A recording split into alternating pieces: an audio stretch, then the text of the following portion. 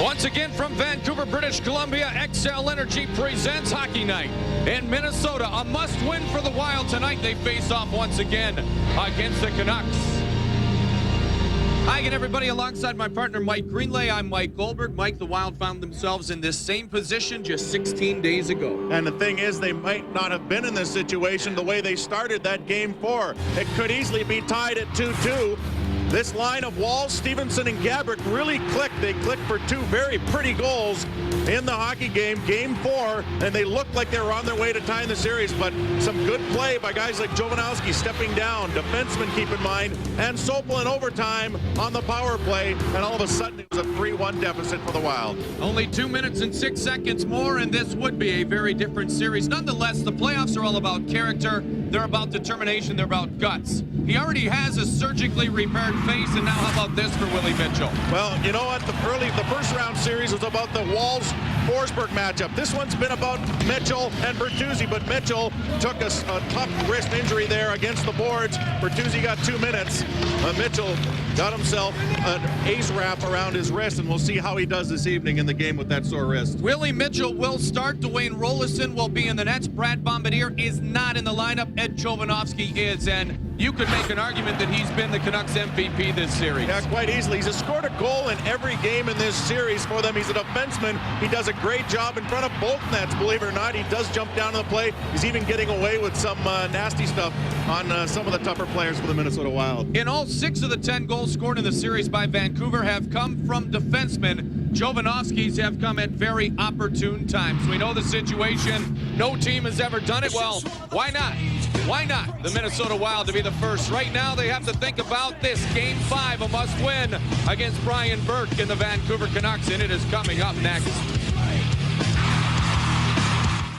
We've seen a consistent change for the last now 3 games. Rollison back in the net, and he will have to steal one here, I think. Vancouver will be flying. Down at the other end, I think you have to give a lot of credit to Dan Cloutier. He had his best game of the series in Game 4, made 25 saves in that game, and really, I think, held his team in until they could get back into the game. Referees Kerry Frazier and Don Van Massenhoven, Dan Shakty and Mike Civic will work the lines. Now keep in mind that in games 6 and 7 of the Colorado series, Kerry Frazier was one of the officials. And there was an opportunity for the teams to decide the game on the ice. Just a thought as we get set here for Game 5. Jason Marshall is playing forward tonight. Antti Laaksonen is a scratch for the 2nd consecutive game. Pierre-Marc Bouchard will not play. Brad Bombardier will not, but Willie Mitchell will. Trevor Linden with his line mates Brad May and Trent Klatt to begin things.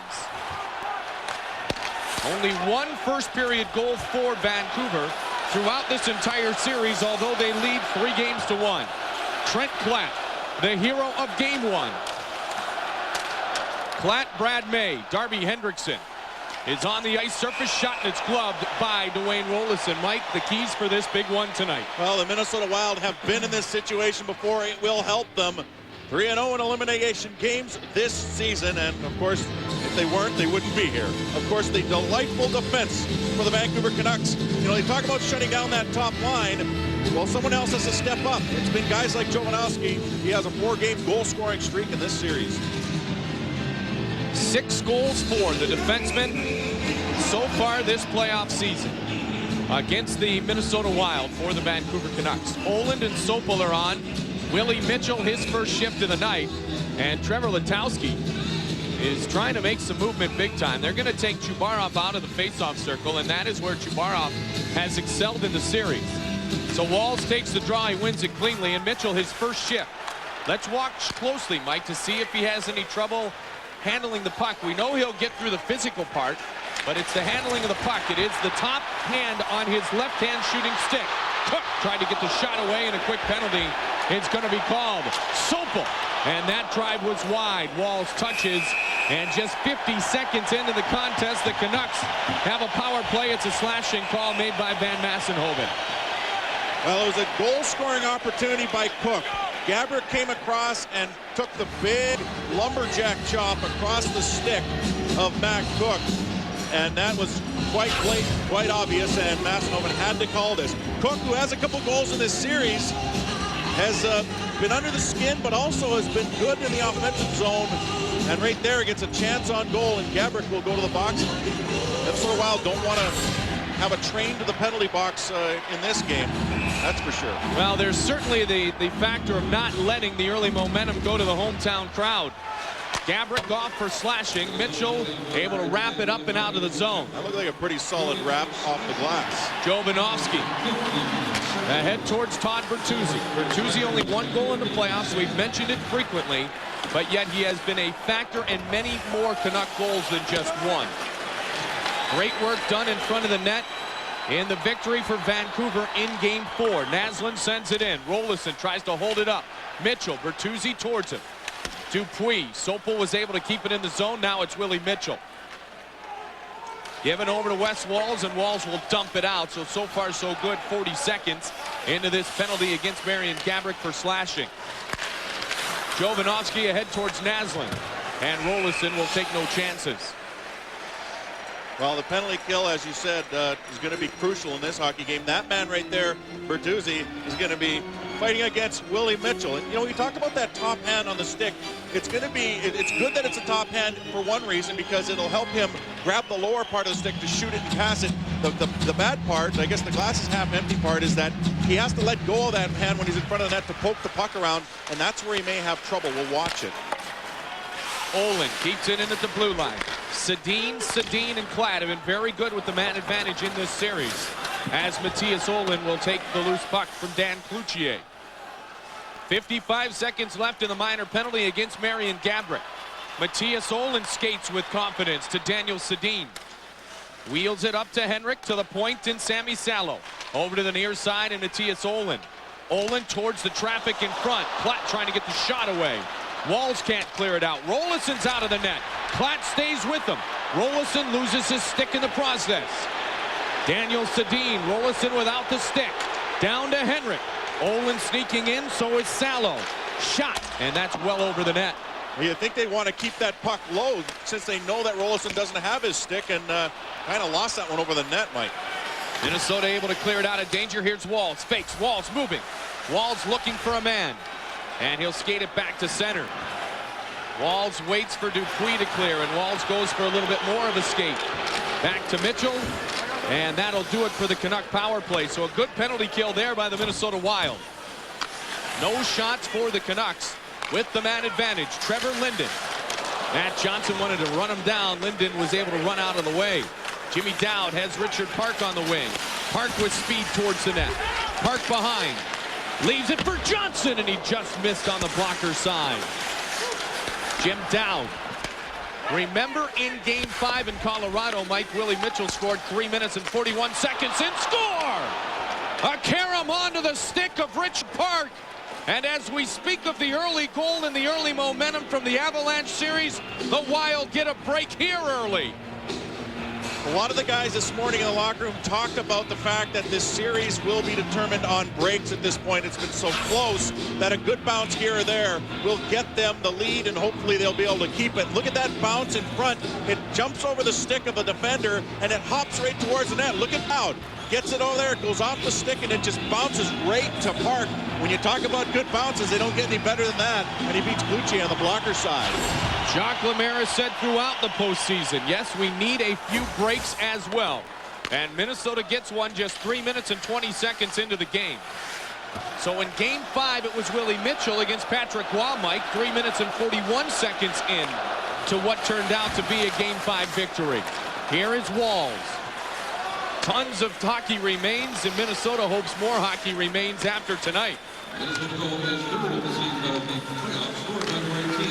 Walz with speed. Walz moving backhand. Driven to the side by Salo.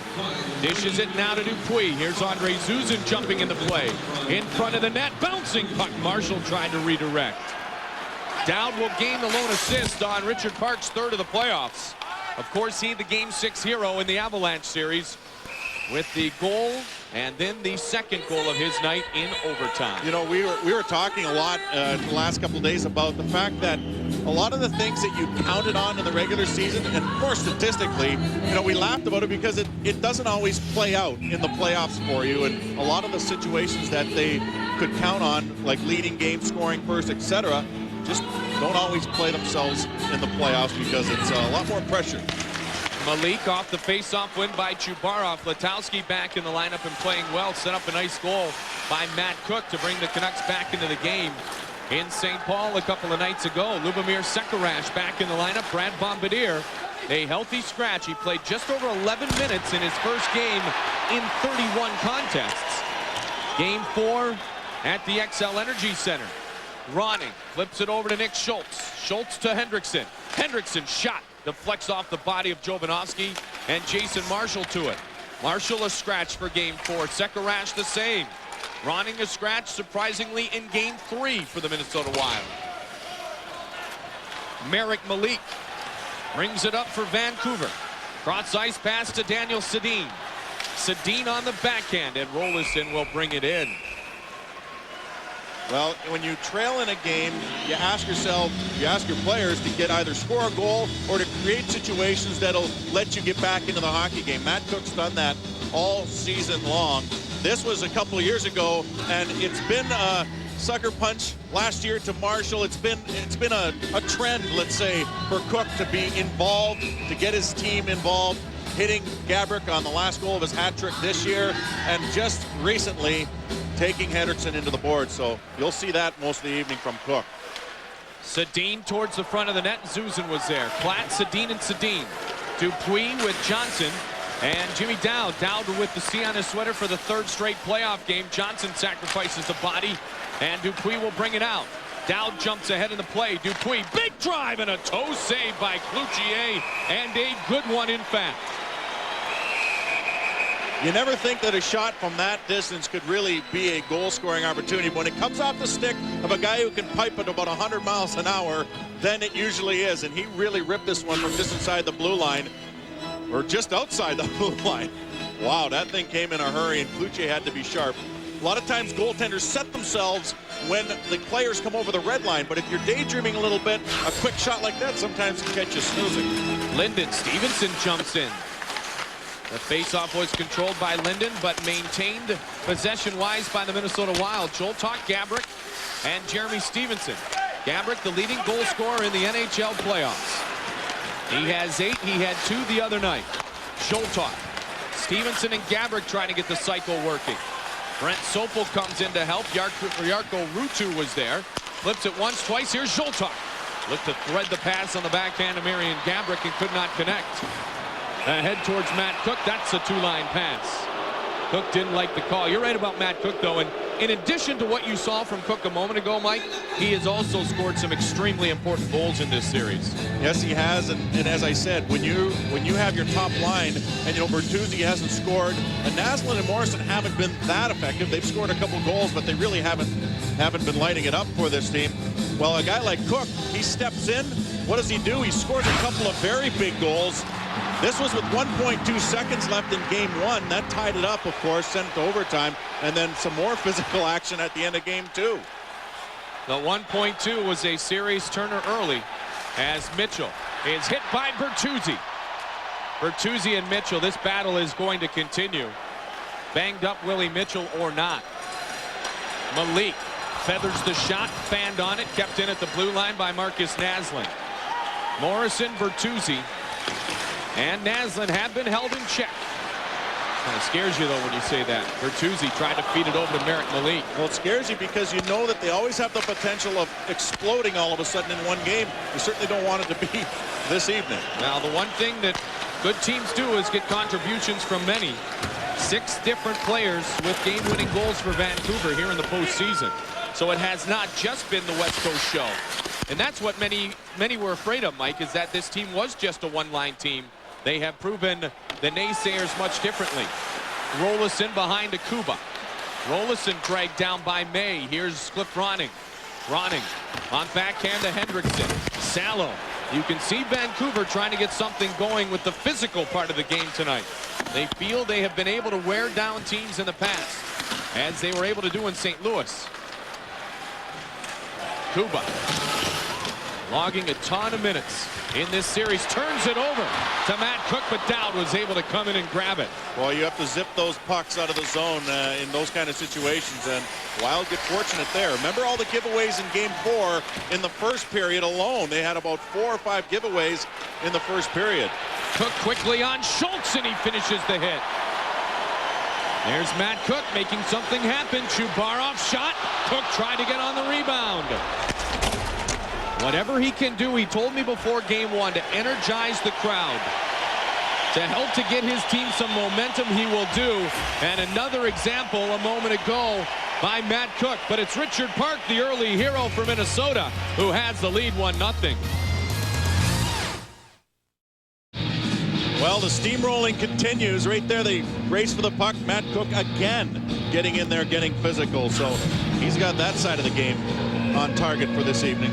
Ottawa Senators have advanced to the conference finals for the first time in their franchise history, defeating the Flyers in Game 6. Naslund and the Canucks. Shot save made by Rolison. Susan's going to bring it out to Marion Gaborik. Ahead towards Wes Walz. Walz and Gaborik have been magical as Olin takes the puck. Yeah, that line that was great. It had 2 goals in Game 4, and Stevenson's out there as well. Stevenson trying to steamroll Todd Bertuzzi once and twice. Bodies bounce off the frame of Todd Bertuzzi, and they bounce off quite readily. The Canucks, with one more win, can advance to the conference finals for the first time since 1994.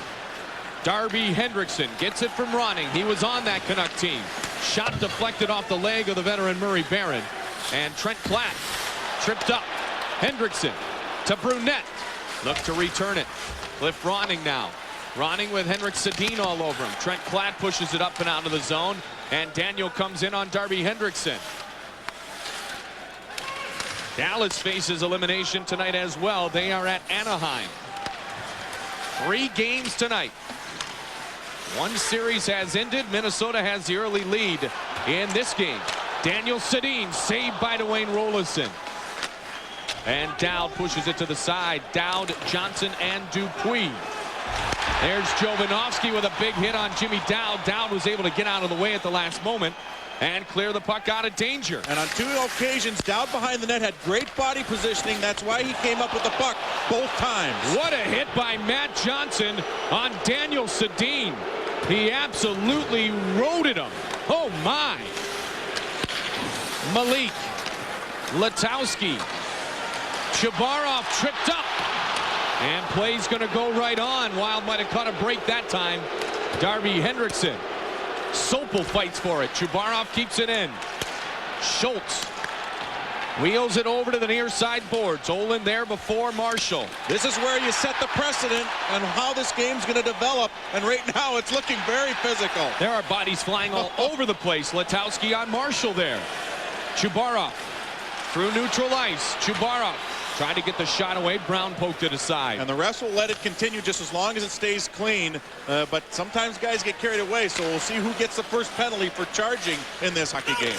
Brown ahead. Joltok bumps it deep into the zone. 9:24 remains in the first period. Marion Gaborik met by Brent Sopel. Olin comes in to help. Joltok looking to Gaborik. Gaborik slides it down to Jeremy Stevenson. Olin is right there, and Trevor Linden to help. Gaborik steps in his way. Linden regathers, gets it to Brad May, and he'll flip it ahead. Behind the play, Stevenson continued to be tangling with Matthias Olin. Here's Linden on Mitchell.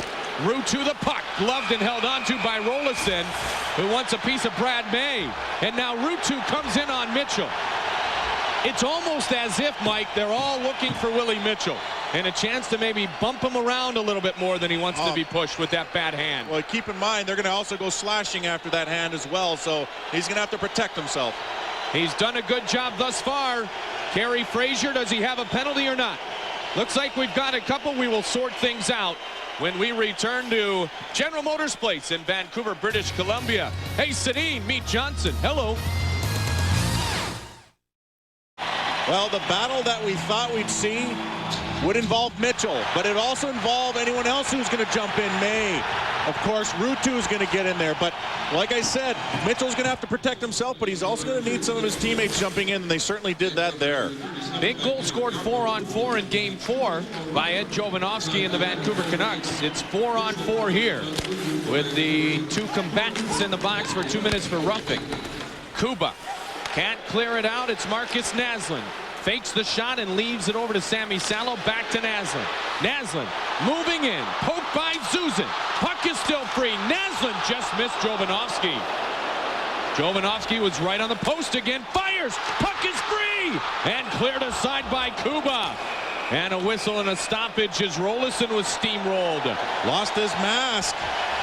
What a great defensive play, though, behind him as he had the puck jump behind him. And Jovanovski right there. Look at Naslund. They're scrambling. The Wild are just trying to get the puck out. Jovanovski, who's deep in the zone, will just send it back to the net. Watch the puck land behind him. And Zuzin, who makes a terrific play to get that puck out of harm's way. And Rolison, he's happy to look around and see just his mask in the net, not the puck. And no red light flashing behind him. So Dwayne Rolison will readjust, and you know that this has been a game plan for Mark Crawford to get traffic in front of the net, to use that size to an advantage if you're Vancouver. That's what I call crashing the cage. Yeah, there's no question. Rolison will readjust. How about the play of Ed Jovanovski? He is incredible. I mean, the simplicity which he seems to jump into the offensive zone and not get caught. I mean, that is heads-up hockey by a defenseman to be able to do that and be so effective. Both ends of the ice. Walls tossed. Marian Gaborik wins the face-off against Trevor Linden. Lubomir Sekarash, Philippe Kuba, Walls and Gaborik.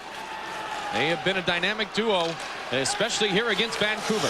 Gaborik makes the move around Bertuzzi. Rolling puck as Walls comes in to get it. Walls will hold. Brad Brown comes onto the ice surface. Brown and Kuba. Gaborik shot. Saved by Cloutier. That deflected off one of the defenders for Vancouver. We've got a penalty behind the play. It's a hook. As the veteran Don Van Massenhoven makes the call in Minnesota. We'll have their first power play of the night. Brent Sopel's going to be called. Well, keep your eye right here. That's with a penalty, the hook, the interference. As Sopel tries to give Linden some skating room, he does. But unfortunately, that will send Sopel to the box, and a good call there. Big opportunity here. Sergei Zholtok leads the National Hockey League playoffs with 6 power play assists. He had a power play goal early in this series for Minnesota. It is 4-on-3. Advantage Wild. Stevenson, Brunette, and Sergei Zholtok. Andre Zuzin, the lone defenseman. Linden takes this big draw. Olin comes in. Zholtok to Stevenson. Stevenson behind a Brunette. Looking Zuzin. Zuzin shot. Didn't get a lot on it. Hand on it. Rolling puck. Here's Zholtok. Big drive and the bouncing puck to the side. Zholtok. Zuzin trying to get open. Zholtok gives it to him. Zuzin waits and holds. Andre Zuzin, Sergei Zholtok. Linden at the top of the triangle. Shot, save, rebound! It was still free, and it's blown down by Don Van Massenhoven. He lost sight of it. Well, you know Fraser could see it from the blue line, but Massenhoven's the one who blows the whistle when he's on the other side of the goaltender and the net. Puck was still loose. Look at this shot and watch the pads. Right in front, it drops out. And Stevenson, who battles in front of that net, just couldn't get a handle on it before the whistle went. Same 3 up front, Mike, but now Cliff Ronning at the point. Ronning keeps it in nicely. Bounces in front, redirected by Stevenson. Canucks have yet to clear. Olin should have time now, and Linden does. So Linden and his old line mate Cliff Ronning are out on the ice here. 10 seconds left on the 4-on-3. Then Minnesota will have the 5-on-4. Here's Ronning. Over to Zholtok. Zholtok. Gaborik. Shot. And that's deflected up and into the netting. And now we have a 5-on-4 power play. Oh, were they ever looking for that feed? And they got it. Gaborik, who has a bomb for a shot. Zholtok was looking for him. He was trying to draw the defender down to him and then give it back to Gaborik, who would then one time and unfortunately hit someone in front. Boy, has Gaborik ever stepped up his game. You know, we should not lessen the importance of Minnesota getting another goal in this hockey game. If they could do it early, it would benefit their chances to a great degree. Here's Ruutu shorthanded. Ruutu looking, Chabarov! And the puck hit a skate and goes to the side of Dwayne Roloson. Philippe Kuba, 45 seconds left in the Sopel hook. Cloutier will play behind. Dan Cloutier works it up, but not out. Ronning on the sideboards, down low, Dupuis. Dupuis, Zoltok, Gabrick. Here's Marian Gabrick. Puck bounced over his stick. Still, he got it to Ronning. And Ronning will give it right back. Gabrick with 8 goals in the playoffs. 4 of them with the man advantage. Zoltok wanted to just slide it over to Dupuis. Couldn't connect. Ronning to Gabrick. Gabrick walking in. Gabrick shot, and he missed it high.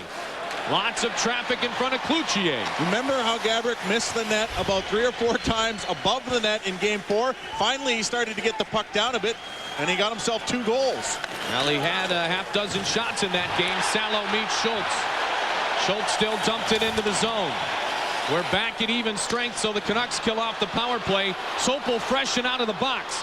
Gives it to the trailer, Trevor Letowski, and that pass was behind him. That was a 3-on-2, but they just messed it up. Schultz ahead to Brunette. Brunette redirects onto the net. Dan Cloutier, so no icing. 3 shots for Minnesota on that last power play. Here's Walls. He has Gabrick on the left side, but he's tied up by Merrick Malik. Stevenson meets Brendan Morrison. Marian Gabrick has it. Gabrick skating towards the top. Left it off. Intercepted, read neatly by Morrison. And Jovanovski ahead of Bertuzzi. Mitchell wanted to line up Todd Bertuzzi and couldn't do it. Offside against Vancouver. We have seen some bodies go flying tonight. This time it's the body of young Nick Schultz. You and I saw Dwayne Roloson leaving the hotel, headed to the rink. I have never seen Dwayne Roloson so intent and intense. He's always intent and intense, but never as much as he was on the way to the rink today, and that's a good sign. Well, keep in mind, this is his first elimination game that he's had to play in the playoffs. Mitchell. It was Fernandez who won games 5, 6, and 7 against Colorado. Trevor Linden to Sammy Salo. Salo's former team, the Senators, are in the conference finals. He would like to go with his new team. Mitchell met by Brad May. Mitchell pushes May down. And again he does. Gloved by Trent Klatt. What a warrior Willie Mitchell is. He wanted the high stick called. Salo, the shot just deflected wide by Trent Klatt. Klatt behind the net. Look to center. Mitchell slides it ahead, and Richard Park will have time to move. Park across the red line and dumps it into the Vancouver zone.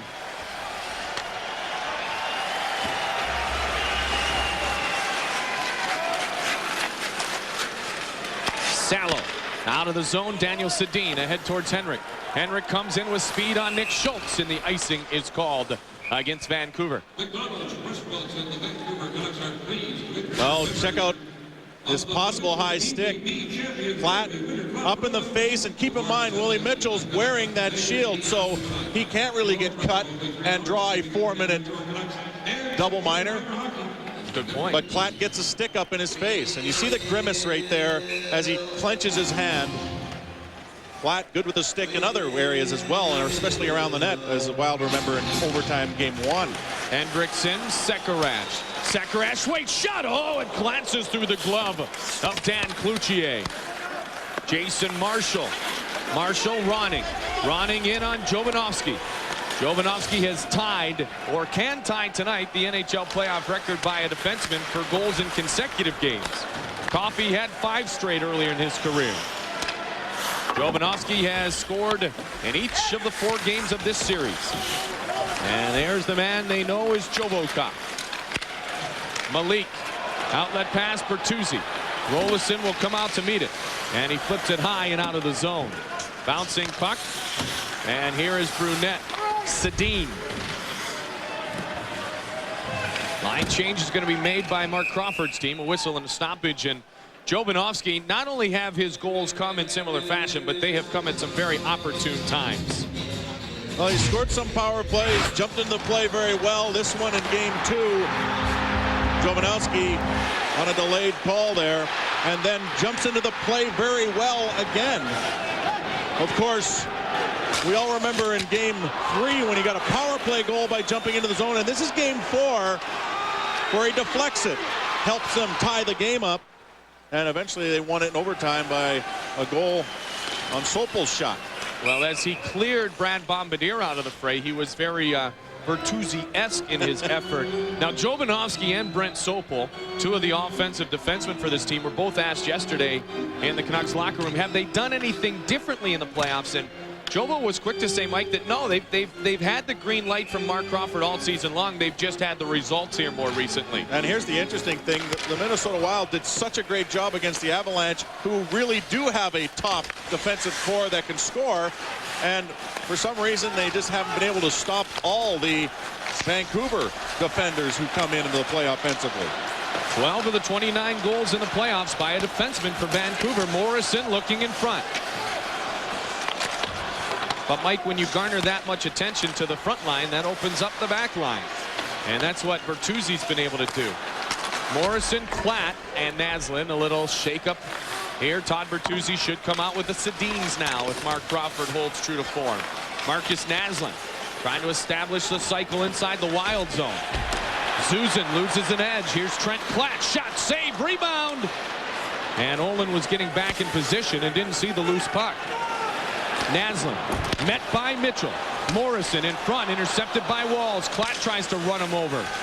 Here's Morrison again. Platt will take the punishment. Naslin the puck. Naslin shot, score! Trent Platt did the work in front of Wayne Rolison, and this game is tied at 1. Well, Zuzin lost his footing behind the net, and that gave them the puck. Eventually it gets on Naslin's stick, and a mix-up of the line certainly helped. Look at the jam up in front of the net. Naslin shoots that one from seemingly outside a scoring area. Look at this shot. He looks, and he just flips it. And, well, it might have deflected because Rolison kind of waved his arm at it. Oh, no, he just threaded the needle. That was a terrific shot by Naslin. So Marcus Naslin, the #2 scorer in the National Hockey League in the regular season, scores his 6th goal of the playoffs to tie Jovanovski for the team lead. What work done by Trent Platt down low. Wild could not clear it out of the zone. Salo across to Jovanovski.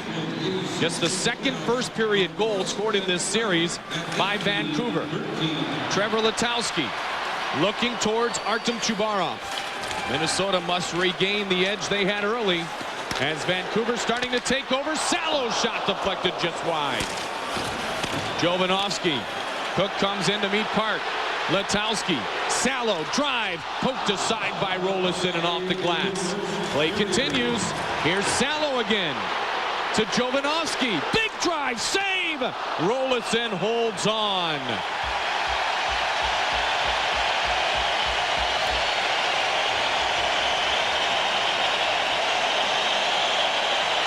The Canucks seem to be flying to that net without a care in the world, even if they know they're going to get hit.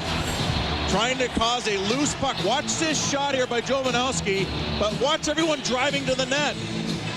Chubarov's there, then Cook comes crashing through, trying to create a loose puck. Sekerash finally sits on it. But the traffic in front doesn't just mean when the shot's taken. Sometimes it means right after the goaltender's made the save. Jason Marshall. Penalty on Marshall, penalty on Cook. 50.8 seconds remains here in the first period. Marcus Naslin has tied the score at 1 from Brendan Morrison and Minnesota's own Trent Platt. And they're really chirping. They're back and forth in the penalty box. There's no partition. There's just a bunch of off-ice officials in between the two. And they really are jabbering away. And this is the pushing and shoving that you saw by both of them. Now, there's plenty of reason for them to jabber at each other. As we showed you earlier, the history is long. Hendrickson, shot, save, rebound! Schultz almost finished. Hendrickson fed it to Schultz. Hendrickson now down low. 4-on-4 to finish the period. Pushed out of the zone by Sopel. Good chance there. Nick Schultz trying to finish for his first point of the playoffs. Bertuzzi was on him. Now it's Wes Walz. Deflected off the stick of Morrison, but Mitchell headmans to Richard Park. Park having trouble controlling the puck. Flips it now to Walz. Delayed penalty against Vancouver. Here's Park again. Park moving in at the buzzer. And Sopel in the skates. 4 seconds remains. Frazier has a call, as does Van Massenhoven. Look says it's going to be the same one, Mike, and so Minnesota will open the second period with the man advantage. Well, Naslund gets a stick a little high on Richard Park as he breaks down.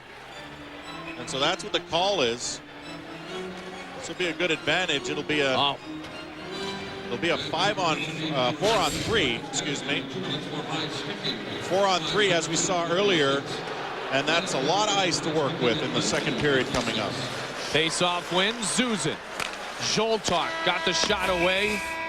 And it was wide of the net. Well, Minnesota and Vancouver are tied after 20 minutes of play. We will visit with Richard Park. We'll have a playoff highlight video. And I know that's going to be special, so roll the VCRs. First period stats and highlights are Bud Light. What's on tap? Here during Game 5 from Vancouver. A physical first period, no surprise, as Vancouver does not have plane tickets booked to return to Minnesota. The Wild can force him to call the reservation line tonight. In fact, he has that revolutionary The Edge mouthpiece in Ian Sergei Zoltok. We'll have more on that in future broadcasts, we hope. Pretty unique. Helps the athlete with concussions as well as gives him a little extra energy. The unique product that we'll talk about later on. Here's Ronning. Big power play opportunity for Zoltok. Zoltok to Ronning. Ronning has Gabrick.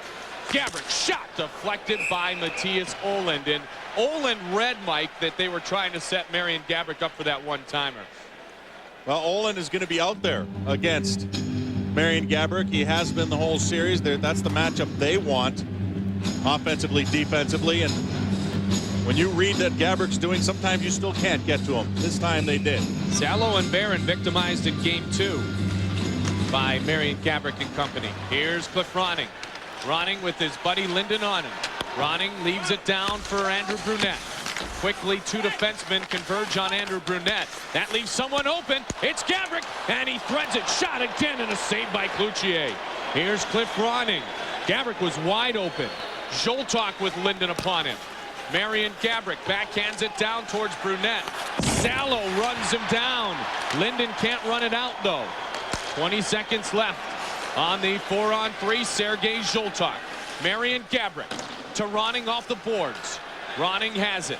Ronning waits. Ronning, Zoltok. Zoltok in front. Brunette trying to tip it. Cloutier pushes it aside. To the point in Ronning. Ronning, shot, score! Cliff Ronning has scored for the Minnesota Wild, a power play goal, and it is 2-1 Minnesota. And that's a lot of great work by Brunette in front. He deflected the shot that came in before that. This time he's screening. We'll see if he gets a piece of it, but look at the shot, and it comes between legs and it goes right in the net. It doesn't touch anything but the back of the net, and Brunette does a good job because by being there, he forces Salo, who's a big boy, to be in front of the net as well, and players know that that's going to help. Nice power play goal there. We're 2 seconds away from getting the other 2 guys out of the box. Cliff Ronning's first playoff goal since he was a member of the Vancouver Canucks. He had scored no playoff goals in his previous 19 postseason appearances. And Ronning a huge goal here in front of family and friends tonight. And you remember that Jacques Lemaire scratched him in Game 3 because he wasn't controlling and creating like he was in previous games in the playoffs. That's controlling and creating that they wanted to see from him. He's such a key element to the power play success for Minnesota, especially here in the postseason. And Mike, especially on a 4-on-3. Walz and Stevenson trying to add on. Walz will send it ahead. So for the second time tonight, the Minnesota Wild lead. They lead 2-1 on the power play goal by Cliff Ronning.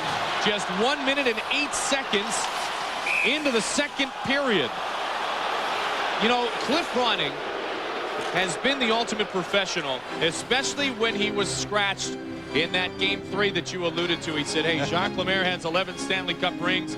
He made the decision, I just want to contribute if I get a chance to get back in. And he has. Look at it. He takes it to the middle of the ice and just gets it on net. Very good shot. Hits the inside of the blocker of Cloutier and drops down into the net. And a good job, as I said, once again, by Brunette causing the screen in front. Gaborik with an assist extends his NHL best point-scoring streak to 7 games. And Sergei Zholtok gets his league-leading 7th power play assist on the Ronning tally. For Cliff Ronning, his first in a number of years. Ronning had not seen the postseason in 5 of the prior 6 seasons. Those years in Nashville, of course. He was in Los Angeles last year at the end of the season. Sekera. So Minnesota leads by a score of 2-1. And the power play effective again. Here's Jimmy Dowd. Skates down the loose puck. Dowd just sent it in front. Dupuis was shoved down. And in transition, it's Trent Platt. Zuzin meets Platt. Zuzin. And Platt able to push him off the puck. Zholtok with Matt Cook right there. Cook, Chabarov, and Trent Platt. Here is Brunette to Zholtok at center. And Zholtok brings it across the line. Artem Chabarov was there. Marshall looked to wheel it down low to Brunette. Here is Brunette with time to work. Marshall busting towards the net. Chabarov picked him up. Jovanovski leads it up and out, and this will be an icing. Zuzin touches, icing called. Well, we saw a lot of guys, a lot of their ice times go way up when Willie Mitchell was injured in the Game 4 hit by Bertuzzi, but everyone responded so well. It's funny, Willie Mitchell said this morning, I did not want to be another Al MacInnis. And what he was referring to is Al MacInnis getting hurt in the first round series against Vancouver, then trying to come back when he wasn't 100% in Game 7 and maybe causing a goal against his team there. Schultz the shot. Bertuzzi. And it's Brendan Morrison ahead to Marcus Naslund. And Naslund slides it aside. Naslund looking in front. Schultz couldn't clear it. Naslund wrap around. Rolison got a pad on it. And Minnesota clears. Yeah, MacInnis fanned on that pass behind the net, Mike, and the Sedins capitalized, and that was the first Vancouver goal, and then Vancouver cruised to their Game 7 win over the St. Louis Blues in the opening round. Naslund has it again. Naslund backhand, and Rolison will take no chances. They have changed the Vancouver goal, Mike. They've given it to Brendan Morrison. It's his 4th of the year. Naslund still gets a point on it, an assist, and Platt the second assist. You know what, the way Rolison reacted to the puck, and he's usually very solid on how he grabs the puck or uses his blocker, and it looked like he had seen a deflection. You can usually tell when a goaltender reacts that way. So that's why I said, was it deflected? It didn't look that way, but obviously they knew better, and they gave it to him. Minnesota clears it out, just underway here in the second period. Mike Goldberg, Mike Greenlay, our Minnesota Wild production crew. Glad to be with you tonight here on Fox 9. We'll be with you Wednesday night if Minnesota can win from the XL Energy Center, Game 6. Game 7 will be back here on Thursday if needed, as Stevenson sends the shot in. And that would also be right here on Fox 9.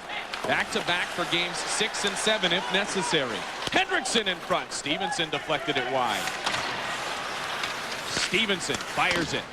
Marian Gaborik off the boards. Coming in to meet him is Jarkko Ruutu. And Ruutu continues to push on Marian Gaborik. Gaborik gets up. He's okay.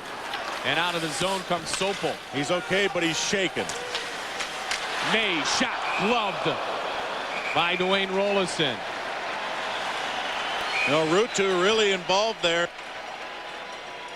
Ruutu, as we talk about guys like Matt Cook and May, Ruutu has been just as much under the skin of the Minnesota Wild as anyone. And there's Gaborik, who's shaking it off a little bit. He saw Ruutu coming. He saw him coming, but he still, he takes the hit against the boards there and maybe knocked the wind out of him a little bit. It's funny because Ruutu, when you see him in the locker room, he wears those little glasses. He looks like a professor. Glasses, he looks like a professor. He certainly doesn't play like one. Now these are the non-flex boards still here at General Motors Place as well, Mike. They haven't been changed out as they have been changed out at the XL Energy Center by Athletica. The spring-loaded board, Salo, Bertuzzi. Now it's Henrik Sedin. Henrik and Daniel down low. Murray Barron. And dish to Henrik Sedin. Sedin on Dowd. Now Zuzin on the other Sedin. Henrik and Daniel. Daniel number 22, chosen second. Henrik number 33, chosen third by Brian Burke. Salo trying to work through Don Van Massenhoven. Bertuzzi with it. Bertuzzi backhand, pad save. Puck was still free. Rolison couldn't reach towards it, and it was pushed out of the zone. Dupuis comes on the veteran Murray Barron. He slaps it off his own net. The trailer was Zoltak, but Henrik Sedin walks in. Zoltak intercepts the pass intended for Daniel and sends it right back into the Vancouver zone. Well, that's where the Minnesota Wild are effective, in that transition game. Chubarov breaks ahead, loose puck, and Rolison able to deny. Bertuzzi misses Park. 3-on-2 for Minnesota if they hurry. Zoltak running, waiting, shot deflected up and into the glass. Letowski with speed. Trevor Letowski scratched 7 consecutive games at the end of the Blues series and at the beginning of this series against Minnesota. Letowski, he's still trying to hustle towards it as Jovanovski sent it on net. Richard Park now. Park with Hendrickson. Trying to feed it to Hendrickson, and Schultz runs into Jovanovski. Cook. Oh, what a maturation process that has taken place for Nick Schultz, and the most mature of them all, Clip running, has given Minnesota the lead again. Well, Bertuzzi's usually crashing the net. This time he feeds the puck, and Chubarov goes to the net and doesn't stop. And Rolison will maybe hear footsteps later on if they keep crashing him like that. Minnesota led in games 1 and 2 here at General Motors Place. In fact, Minnesota has led throughout the majority of this series, but still find themselves with a 3-1 deficit. The Canucks have led only 38 minutes and 23 seconds of the series. They have not led at all here tonight. Wild loss for the first time all season long, Mike, when leading after 2 periods in Game 4 at the XL Energy Center. Naslund with time up towards Jovanovski. Marshall steps in. Quickly in on Kladd is Kuba. Working towards it is Brendan Morrison. The captain, Marcus Naslund, had an assist on the first goal. Malik the drive, and that is wide. Here's Brendan Morrison, and he fed it towards Naslund, who couldn't get a shot away. Kept in the zone by Vancouver. Played by Marcus Naslund. Naslund, Morrison, dragged down, play goes on. Wes Walls up the near side boards. Walls across the line. Feeds it to Brunette. Brunette in front. Marshall was hit by Jovanovski. He scores! He scores! Jason Marshall has scored against Vancouver, and it is 3-1 Minnesota. That's what perseverance will get you, and Marshall stood there, took a beating, and still was able to jam the puck underneath Cloutier. What a nice pass by Walls, and Brunette took his time, lined it up, got the shot, and then look at the effort there by Marshall. Bertuzzi's saying there should have been a whistle, but it was all in one motion, the drive at the net. Good positioning by Marshall. He gets rewarded with the rebound, and it slides underneath. Cloutier thought he had it. Watch how he drops down and covers, but see that pad come up? See that little space underneath his left knee? Boy, it's a game of inches when you see that. And definitely Jovanovski has something to say about it. Massenhoven says nope. 3-1. Wow. So Marshall, his first of the postseason. The versatile member of this Minnesota team who's really picked up his level of play. Marshall, his second career playoff goal. Brunette and Walls, the assists at 7:44. And again here at General Motors Place, Mike, Minnesota has a 3-1 lead. Shot by Cook is just wide of Dwayne Rolison. A lead that has not been safe in the playoffs for the Wild every game. It was in Game 1, not safe. It was almost not safe in Game 2. Gloved and held on to by Dwayne Rolison. Well, good physical play in front there. You know, that goal, Mike, just makes me think what everybody's been saying about the Minnesota Wild, the character that there is in that locker room. And a couple of the members of the Avalanche commented on that after the series. Rob Blake was one of them, saying how this team played as exactly that, such a team. Well, the interesting part about that is that without any shame, the Wild could have, in certain terms, folded their tents in different times 16 days ago. Well, yeah, absolutely. And the point is that they haven't. They've done everything but, and especially come out here this evening and done everything but, and they lead it 3-1 because of that. So they have quieted the crowd here who wants to celebrate a trip to the conference finals for the first time since '94. Matthias Ohlund blocked by Darby Hendrickson and moved ahead to Jeremy Stevenson. He had his best game of the postseason in Game 4. And the one thing we should note, Mike, one power play opportunity for each team in the first, and then Minnesota scores on their second power play opportunity. That began the second. And so it's been a game in which the players have dictated the style thus far. Ahead to Trent Platt. He walks around Richard Park, uses his body to shield the puck, and feeds it one hand to Daniel Sedin. Henrik Sedin will take it on the cycle. Between the legs to Matthias Ohlund. The defenseman involved in the offense again. Puck is free and just slid wide by Daniel Sedin. If it's not Sopel, it's Ohlund. If it's not Ohlund, it's Jovanovski. They are always jumping into the play. And we saw it there again a moment ago. You don't have to worry too much about Murray Barrett. Other than that, you better keep your head on the swivel, as they say. Ruutu sends it down and into the zone. And it was a two-line pass. You know, you brought up Stevenson, and, you know, sometimes when there's a lot of big goals being scored, you sometimes forget the guys who helped create that situation. And, you know, Jeremy Stevenson really, remember when he came in here, his first game, got an assist, and it was on the line with, of course, Marian Gaborik. Well, he's done a lot since then, and he certainly put up some good numbers last game. First time he's had 2 assists in a game, and he's put up some very good numbers here, and he's helped the Minnesota Wild put the puck in the net. Gary Frazier was watching Jarkko Ruutu. Gary Frazier is the Siskel and Ebert. He's seen these acting jobs before. He has seen many an Academy Award won, and he's told many that they're not that great of an actor. And that was an act big time by Jarkko Ruutu. Matt Johnson. Matt Johnson hit by Brad May. They went to begin Game 3.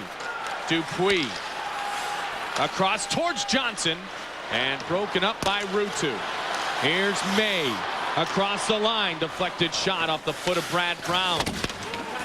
Schultz came after Ruutu, and Marshall brings it out.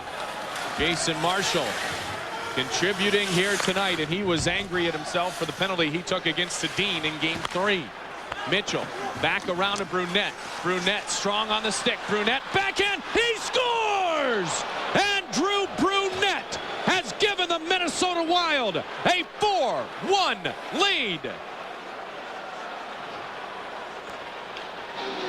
Well, Jovanovski has been good in every area of the ice in this series, but right there, Brunette has shown him why he's so good around the net. Look at the way he holds off Jovanovski, that spins the other way, uses Jovanovski as a screen, and puts it over the shoulder of Cloutier. Look at the work. Look at the work by Brunette. Brunette's all about leverage. When Brunette gets the puck in tight to his body, he leverages you very well, and he keeps the puck in between him and you, and still is able to put it in. What a nice goal there by Andrew Brunette. I think Brunette received straight A's in physics growing up. Yeah, he must have, because he's not the biggest, he's not the strongest, but he's as dangerous as any. High stick into the face of Andre Zuzin. Marcus Naslund is going to the box. Brunette from Mitchell. And a Minnesota power play when we return. Is Minnesota forcing a Game 6 here?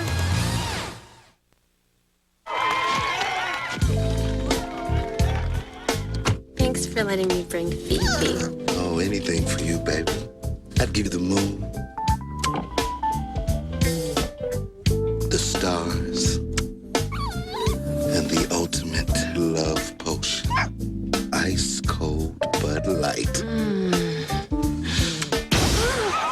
For the great taste that won't fill you up and never let you down. Make it a Bud Light. Don't worry, I got him. Ooh. Just something about you. The tour no one thought was possible. Two of the biggest stars come together for the Justified and Strip Tour. Christina Aguilera, Justin Timberlake. August 24th, Excel Energy Center. Drums. Get tickets now at the box office, Ticketmaster, charge by phone or online. Christina Aguilera, Justin Timberlake, live in concert. Well, Naslund with the high stick. It's only 2, though. He didn't catch Susan hard enough to cut him, but it's a power play. Now Minnesota scoring 4 goals for the second time here in the postseason.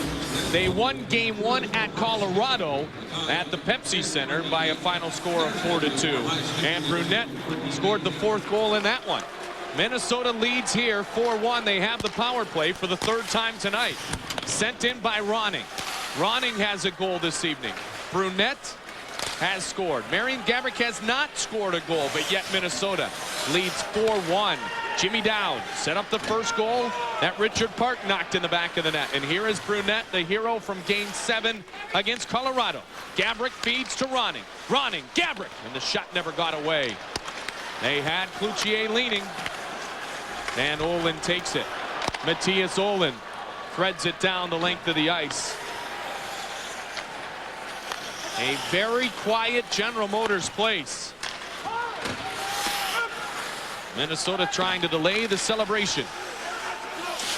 Trying to eliminate it. I just wanted one game at a time. They're trying to delay it for now. They are trying to eliminate it, though. You're right, partner. But you can't fully eliminate it tonight. No. All I can think of is Todd Bertuzzi saying something to some of our loyal fans in the XL Energy Center lobby about, don't worry about buying your Game 6 tickets because there won't be a Game 6. Schultz off the sideboard. Shot just wide on the stick side of Cloutier. That puck was rolling. Sekarash. Brunette. Brunette, Hendrickson. Parks in front. Hendrickson, Brunette. Brunette shot. Save Cloutier. Park looked for the rebound. Murray Barron just runs over Brunette. How does he come away with that puck? Andrew Brunette. The perseverance trying to thread it up to Schultz. I mean, he was pushed over, bowled over, run over, and still comes up with the loose puck. Schultz, lead pass Stevenson. And getting back in the play was Jovanovski. Here's Stevenson again. Bertuzzi hooking on him. Jovanovski the same. 4 shots on that last power play opportunity. 4 total shots on the power play. Pardon me. Here's Stevenson. Shot, save, rebound, score! Marian Gaborik makes it 5-1 Minnesota. How about those Game 6 tickets now? Wes Walz makes this happen with his effort at the blue line because he draws so many guys to him and then gets the puck over to, guess who? It's Stevenson. Look at the blue line right here. Jovanovski and Walz. He draws him, and then Stevenson carries it in, gets the shot away, stays with it, and Gaborik is just there to pick up the slop in front of the net and puts it in.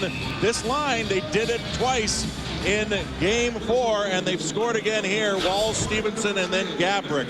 Well, Marian Gaborik and Wes Walz combined for 21 points in the 11 games of the playoffs, Mike, coming into tonight.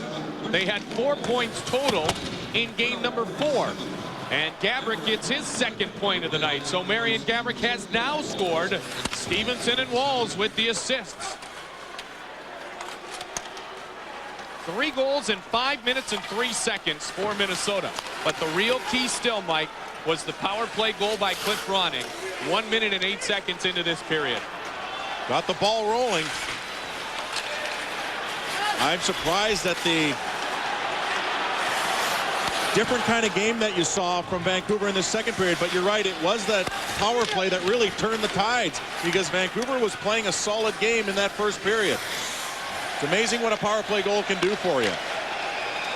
Ruutu out of the zone. So Gaborik from Stevenson and Walz for Wes Walz, his 2nd assist of the night. 12:47, the time of the Minnesota goal. Marian Gaborik's NHL leading 9th goal here in the playoffs. He was 1 point shy of Modano for the 6-point lead coming into tonight, and Gaborik has 2 points on the evening. Modano has not factored in the 2-1 Anaheim score so far. Anaheim leading that game at the Arrowhead Pond. That's game 6, with the Ducks a chance to advance to the conference finals for the first time in their franchise history. May wants to go with Brown, and Brown won't be goaded into it. And May gave him a little pat to say, hey, good discipline, kid. Brad May's a veteran. He knows over 1,800 penalty minutes in his career. Chubarov for Vancouver. Hendrickson moves it ahead to Brunette. Gaborik flies down the left side. Gaborik waits and holds. Gaborik trying to move around Brent Sopel. And Sopel able to break it up. Sopel brings it back in transition to Matt Cook. He looked to feed it to Sopel. Brunette all the way back on the back check. And Andrew Brunette, trouble once, trouble twice. Still can't clear it out. Chubarov was there at the blue line. Minnesota leads 5-1. Park, Ronning, Marshall, Brunette, and Gaborik have scored. Barron shot deflected away. And Brunette leaves it out of danger. We have seen just about everything in this series. And so I won't comment about how nice it is to have a 4-goal lead. It is, though. Well, you'll see a lot of this. Vancouver trying to goad the Wild into something, and, well, there's the pat on the back. May knows that he's not going to draw him into anything, at least right away. He's a classy guy, Brad May. Been in the league a long, long time. Second stint here in Vancouver. Broken stick. Back into the play, it's Wes Walz. Walz on Morrison, and he bumps it ahead towards Marian Gaborik. Gaborik with his 10th goal of the year against Vancouver. He has been dynamic, and he had a hat trick on December 7th in this building. Rolison will hold. Bertuzzi comes in late. Mitchell and Bertuzzi. You mentioned how it was Walz and Forsberg in round 1. Well, it's been Mitchell and Bertuzzi here in round 2. And the reason why it was easier in round 1 for Walz Forsberg, because they're both centermen, but since you have to take care of a big winger like Bertuzzi, the job falls to the defenseman. And in this case, they want Mitchell, the big defenseman, up against the big man, Bertuzzi. And Mitchell's done a terrific job. You know, Mark Crawford said, you know what, it's unfortunate that he got injured, but that was a big play for us for Bertuzzi to hit Mitchell. My question is, do you somewhat limit Willie Mitchell's minutes now with a 5-1 lead? Can you afford to do that? And that's where communication's important. Jacques Lemaire has to say, how do you feel? How's your wrist? Because right now, he doesn't seem to be showing any ill effects of that injury. Hendrickson, Park, Sekarash will move it ahead, and Ronning will send it in. That would in all likelihood give more minutes to Brad Brown if we do see that. We're tracking it up here. Intercepted, Ronning, shot, saved by Cloutier. Ronning, backhand, he scores! Second goal of the night for Cliff Ronning. 6th goal of the game for Minnesota, and Jovanovski was on the ice, and he will get another minus in such a spectacular series, but a tough night for Jovo. Well, I don't know if their goal was to come out and victimize Jovanovski personally, but they certainly wanted to do it to the team, and basically everyone's swinging their sticks around. A lot of stick checks out there now in this second period, as opposed to the first period where Vancouver was hitting everything that moved, including the referees. And good job by Ronning to stick with it. Unassisted goal, Cliff Ronning, and you know he has to feel a big sense of relief to not only contribute, but contribute offensively here in this game number 5. Second of the night, second of the playoffs, second since donning a Canucks uniform for Cliff Ronning.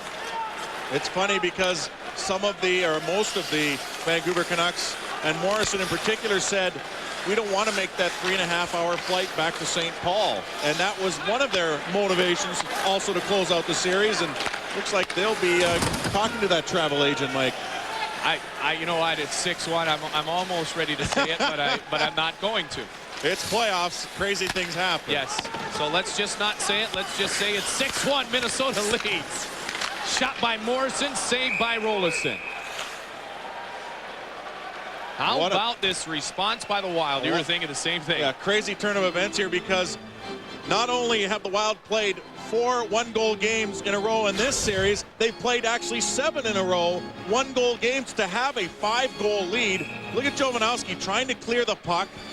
he just didn't seem to be turning his head, seeing what was out there. And Jovanovski's been such a great defenseman in terms of getting the puck out of the zone on one pass. There, that time, puts one pass right on the tape of Cliff Ronning, and Ronning makes him pay. Now, Minnesota lost 3-0 in Game 3 at home, Mike. That really wasn't that lopsided of a game if you really look at it, although it was a decisive shutout for Patrick Waugh. 6-0, St. Louis defeated the Vancouver Canucks in Game 1 of their opening series here. And Bertuzzi and the Canucks fell down to the Blues 3-1. And if anybody understood that you can come back from a 3-1 deficit, it's Vancouver. Minnesota did it, Vancouver did it as well.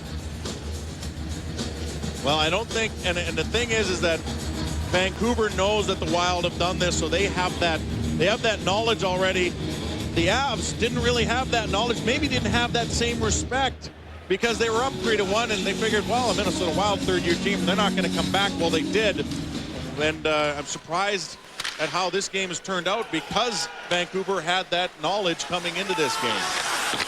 Brad May tried to run over Lubomir Sekarat. Stick breaks. That's Marian Gabricks. May trying to pump it in behind. So the only goal of the night for Vancouver was by Marcus Naslund. And that put this crowd into a frenzy as they were ready to party in the streets. Last time they made it to the conference finals, 94, they defeated the Toronto Maple Leafs. The Leafs were still in the West End, Mike. They defeated the Maple Leafs in 5 games and then lost in the Stanley Cup Finals. Trevor Linden was on that team to the New York Rangers in 7 games. Well, you remember, you recall Game 1 after the Vancouver Canucks came back in that game. Park shot. Yeah, and it was a little annoying. There was dancing in the streets as if they'd won Game 7. Yeah. After Game 2, when the Wild won, it was like a ghost town out there. Yeah, it was a little annoying. Hey, that's Brendan Morrison. Canadians love their hockey. What can you say?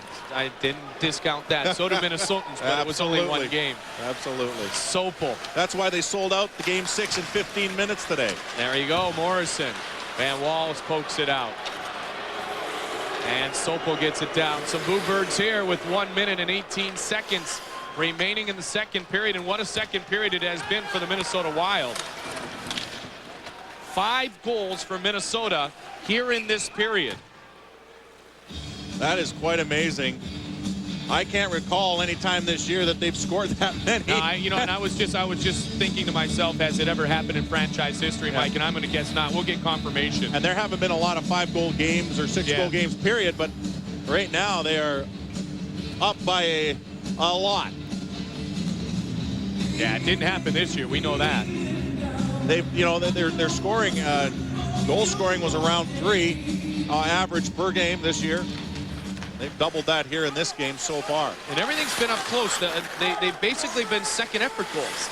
None of the Gabrick going top shelf or Gabrick on a beautiful 2-on-1. It's all been hard-working, opportunistic goals, and that's what Jacques Lemaire has preached all season long. And the funny thing is I asked Wes Walls, I said, do you guys play your system a lot better when you are, essentially in a desperate situation? And Wes Walls said, the last 3 games we played against the Avalanche in the first round were our best 3 games because we played desperate hockey, but we also played within our system and we really adhered to it. And it's certainly showing here because they're playing a great game as well. As you said, a lot of second effort. A lot of shots. 12-5 advantage for Minnesota here in this period score. Henrik Sedin makes it 6-2 with 42.7 seconds remaining. And a ton of empty seats here at General Motors Place, but the ones that are here are on their feet. Not as loud as when they scored the game-tying goal in the first period here. Henrik Sedin gets in front of the net and bats away at it. There's a tendency in a game such as this for guys to kind of relax a little bit. And so you may not see guys finishing their checks as vehemently as they did in the first period. And right there, he bats it out of the air. Nice goal at the end of the second period here. Now, you don't want to give him any feeling of a comeback. Ruutu keeps it in. And moved up and out by Walls. Gabrick will run it down. Marian Gabrick tied up by Matthias Ohlund. Play continues. Stevenson. Stevenson wheels it, cycles it to Walls.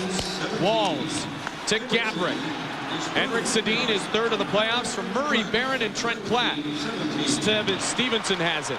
So Klatt has factored in both of the goals scored by Vancouver. Monty locks it in a scratch for the second straight game, Mike.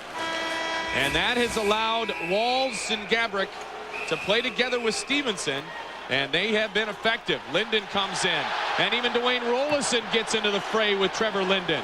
And here the former captain of the Canucks is just trying to goad the Wild into a penalty to give his team some momentum. And Linden has some additional words for Dwayne Rolison. And there's Cloutier. Cloutier trying to go after Rolison, and he does.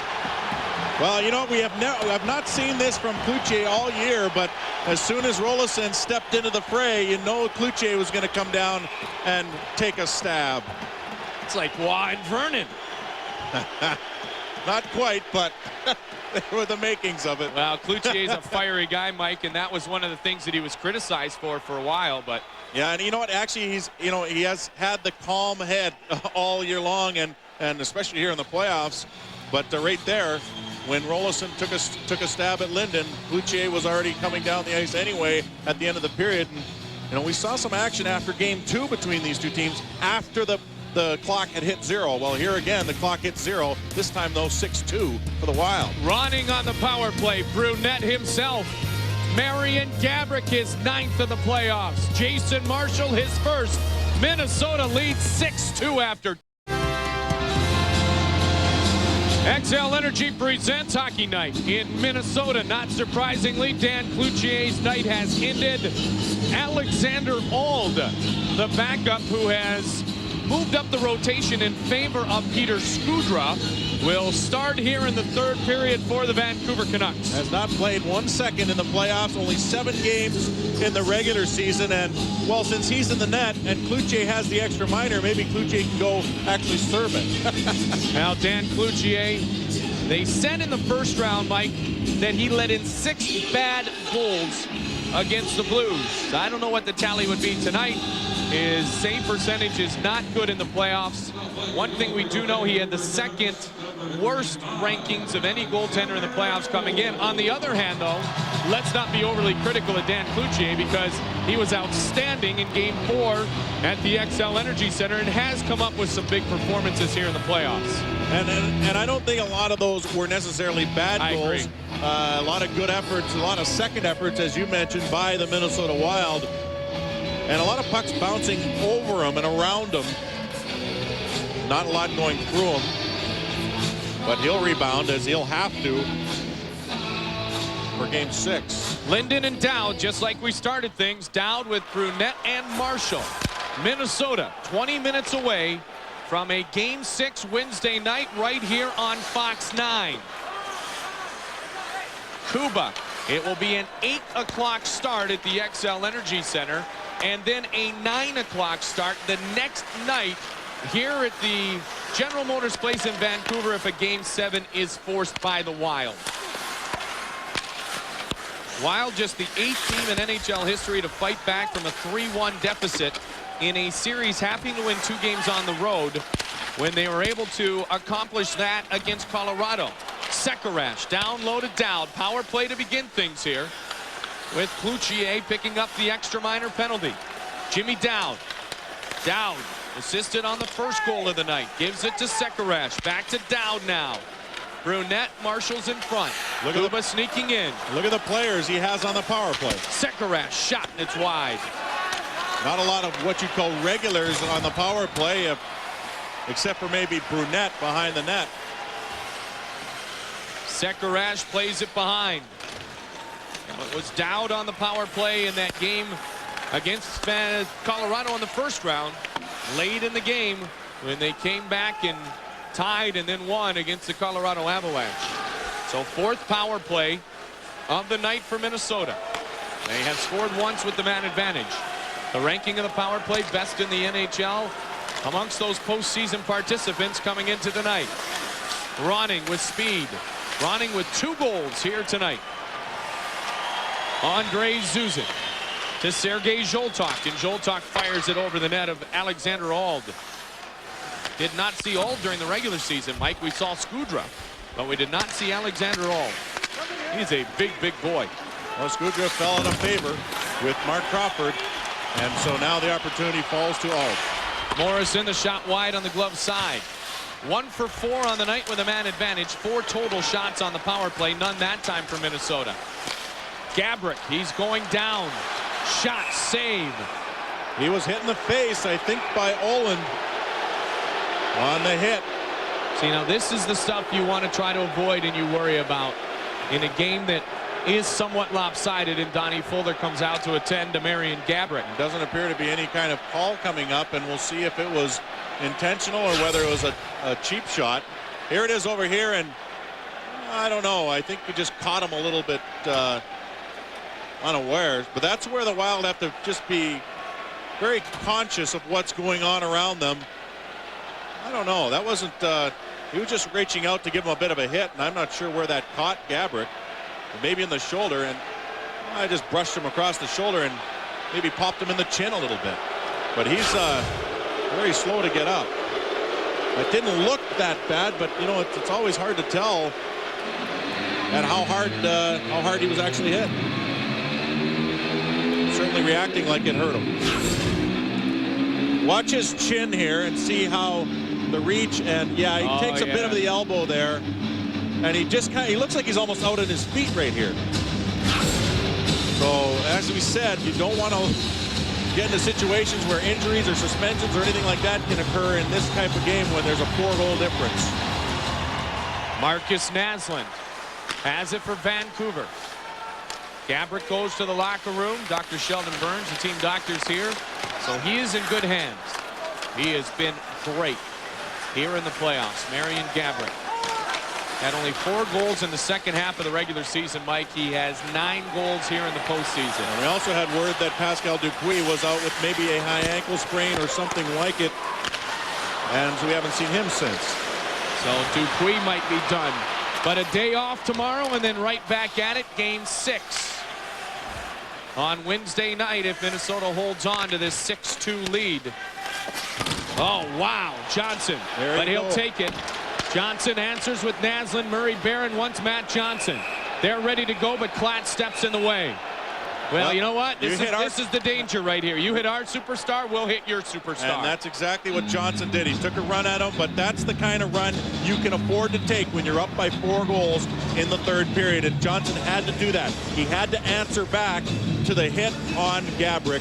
And that's what Johnson's job is at various times of a series or a game. Look at this hit.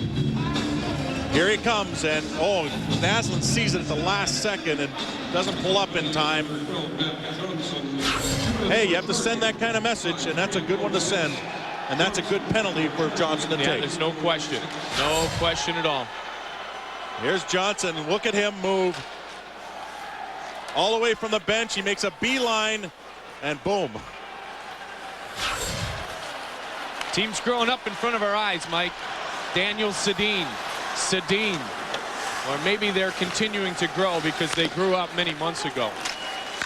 Good character move by Johnson. You hit our star, we'll hit your star. And we'll try to hit him even harder.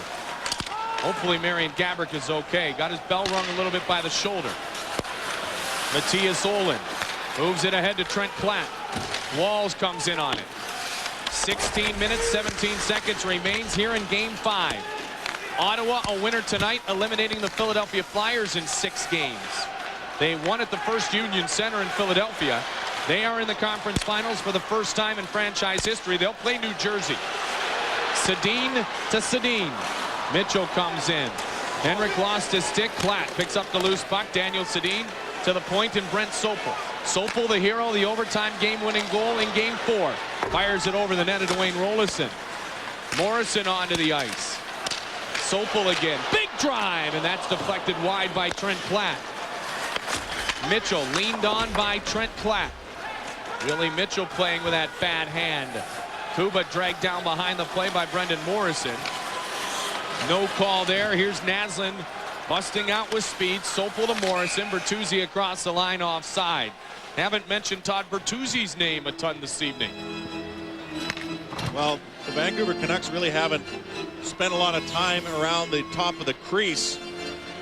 And Bertuzzi, you know, we talked a lot about how he hasn't been getting any goals, but he's been drawing the attention of maybe 2 defenders at times, which opens the ice for everyone else, especially a guy like Jovanovski who jumps into the play. Bertuzzi a factor in the game-winning goal the other night. Malik shot, and it's blocked by Richard Park. Park stays with Malik. Jovanovski. Bertuzzi saved by Rolison. Oh, just as soon as you speak about him, he's there with a quick shot on goal, and Rolison had to be sharp on that one. Rolison has been solid in games that he has played, and look at that wobbler. Oh, goaltenders hate those. The shot just kind of rolling and bouncing. But Bertuzzi is that mountain man. You don't see a lot of good playoff beards. That one's pretty solid. Oh yeah. That one's Lanny McDonald solid right there, man. That is a good beard. Jovanovski to Naslund. Naslund lost it on the sideboards. Walls trying to knock it out. Kent does on the second effort. Lanny's mustache wasn't that big. Yeah, it was close though. It was a large mustache or a small beard. Yeah, depending on how you look at it. Malik sends it in. Mitchell. Ooh. And that hit the referee, Van Massenhoven. So Dupuis has not returned. Gabrick has not returned. And the puck is pushed out. One shot on that last power play for Vancouver. Just their second chance with the man advantage here tonight, Mike. They're 0 for 2 on the power play. They were only 2 for 7 in the first 2 games, or pardon me, 1 for 7 in the first 2 games played here at General Motors Place. Susan. Minnesota won 3 of their 4 games in round 1 in enemy territory. Rolison freezes the puck. They did that at the Pepsi Center.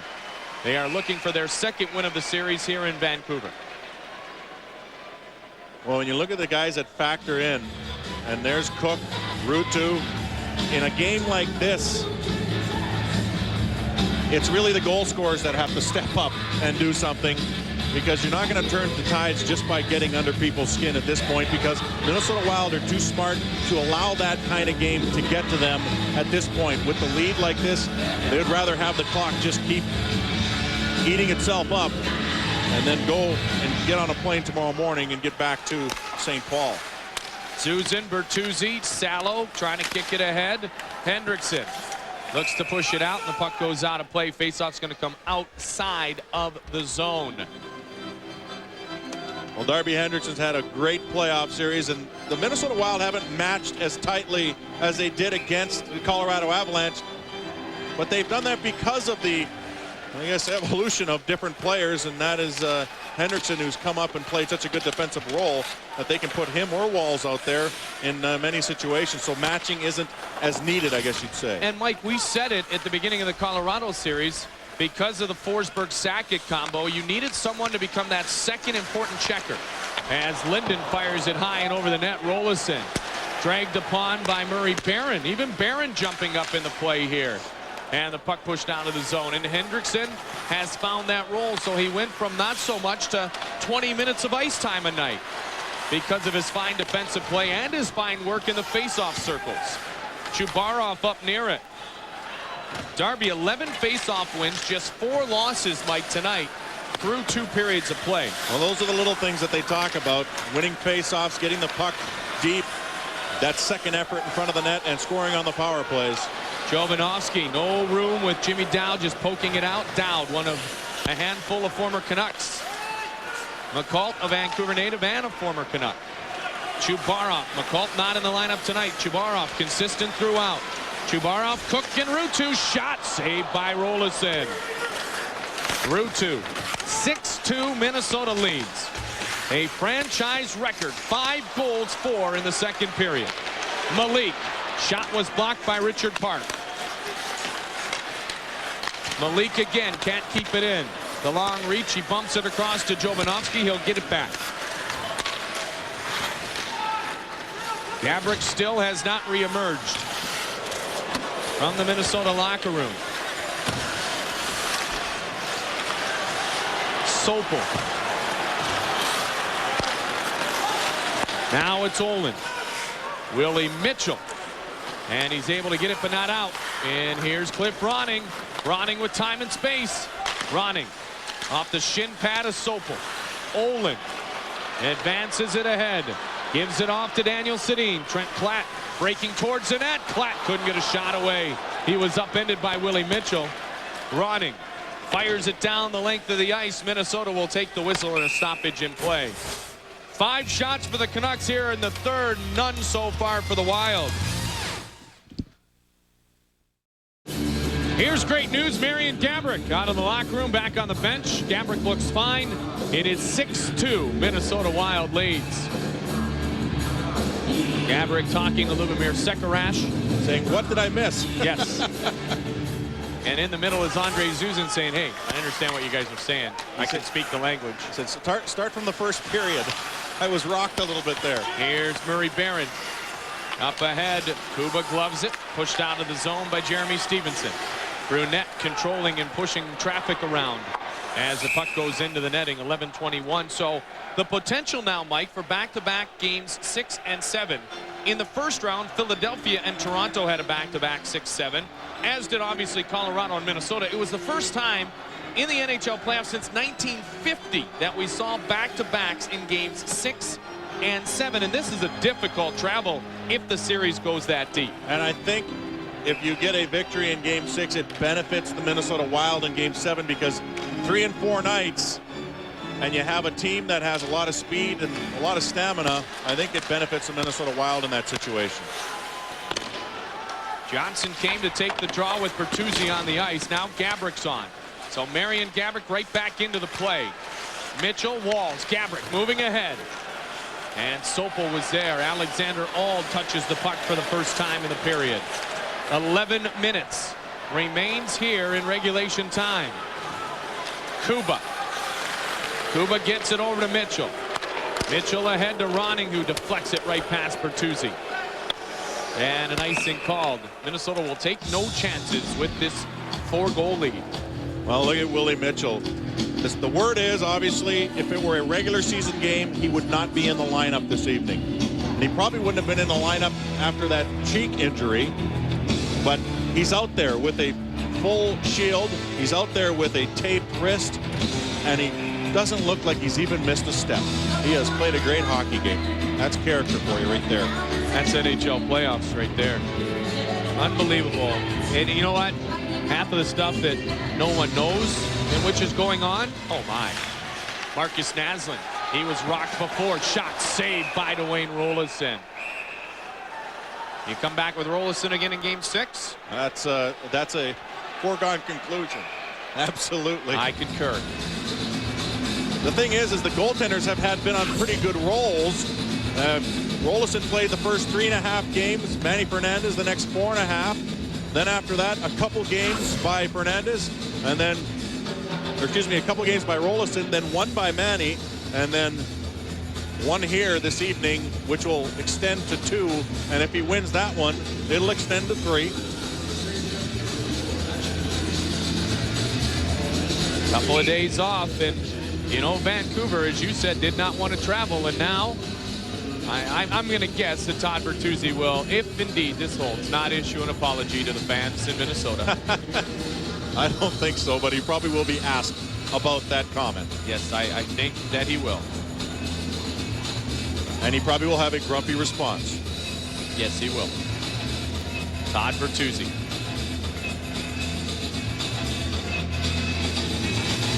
All right, we're going to take a timeout as they do a little adjustment to the ice surface here in Vancouver. Our referee, Don Van Massenvilla. A little Mr. Goodwrench. I like it. No, Mr. Goodwrench fixes cars. Well, maybe he doesn't know the difference. This is do-it-yourself network. Well, he's not fixing his house. That's true. Hey, he is fixing the garage. I mean, this is the garage, General Motors Place. So perhaps you were right. General Motors Place, General Motors, Mr. Goodwrench. My apologies, partner. You're actually right on it. Stevenson deflects it up and out of the zone. Marian Gaborik gives a little extra shove to Sopel. Little spear there by Sopel to give it back to him. Now, Gaborik doesn't need to get involved in this with 10 minutes left. Although he's, you know what? He's answering. Here's where you don't want to get that extra bump and bruise that's going to bother you next game, though. Like the exactly shot in the ribs or the slash on the arm or behind the knees. There's all kinds of crazy things that can happen. You just want to kind of, let sleeping dogs lie in this situation and kind of stay away from the mischief if you can, because you're up by 4 goals. You're going back with a very confident feeling. You're stealing the momentum. Everything's looking positive for the Minnesota Wild, and here it is. A little bit of a shot to Sopel. Sopel responds quickly with the stick. Refs have let him play in this hockey game. Yeah, they certainly have. And Kerry Frazier, same can be said for games 6 and 7. Mitchell lost his edge there. And now he comes back over towards Sammy Sallow. Up ahead to Brendan Morrison. West Coast Express is together here. One of the highest scoring lines in the National Hockey League in the regular season. That in the line disposed of by the Minnesota Wild in round number 1. Tangay, Forsberg, and Hayduk of Colorado. Morrison comes and finishes his check. Marshall, backhand save by Alexander Auld. Marshall was looking for his second of the night. Ronning shot, and it's kicked aside. Ronning in hopes to score his first ever playoff hat trick. So the first couple of offensive opportunities of this third period against the backup goaltender Alexander Auld. And Auld will hold it. First appearance of the postseason for the youngster. Jovanovski, -4 through 40 minutes. Henrik Sedin. Trent Klatt. Oh, what a save by Rolison. Klatt had it rolling up the left pad at Wayne Rolison, and somehow he swatted it aside with the glove. That's ball hockey goaltending right there. I don't know how he got that, but it was a terrific save on a bouncing puck. Brunette and the Minnesota Wild trying to protect this lead. A 4-goal lead it is.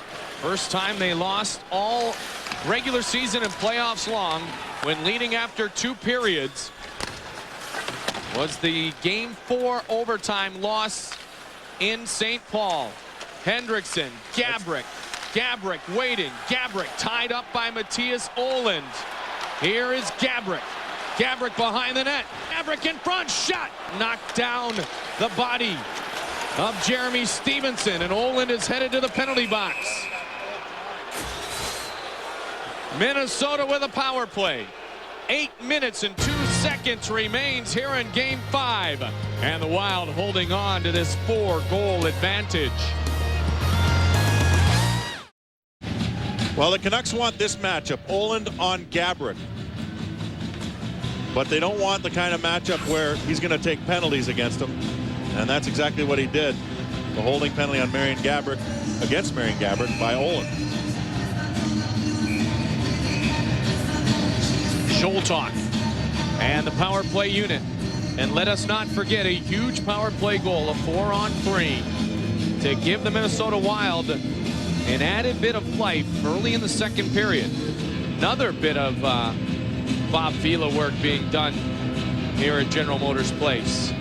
Lost one of the partitions.